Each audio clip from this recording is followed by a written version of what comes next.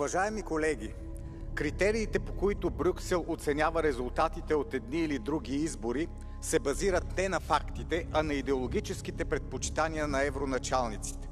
Ако в някоя държава – Беларус, Грузия, Нидерландия – изборите се печелят от партии, които са критични към Брюксел, оттам започват да стенат, че демокрацията била в опасност. И за да спасят демокрацията, могат и изборите да отменят, както стана в Румъния в края на миналата година. Ако обаче печелят приятелите на Брюксел, оттам категорично заявяват, че демокрацията е победила, независимо от всички съмнения в честото провеждане на въпросните избори. Крайно време е европейските началници да престанат да нареждат на хората в отделните държави за кого да гласуват. Също така е крайно време да започнат да уважават избора на народите, независимо от факта, че този избор може и да не им харесва.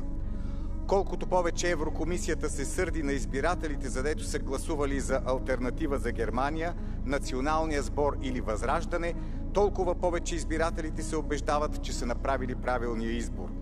Действителността е доказала, че щом Урсула фон дер Лайен ни критикува, значи сме на прав път.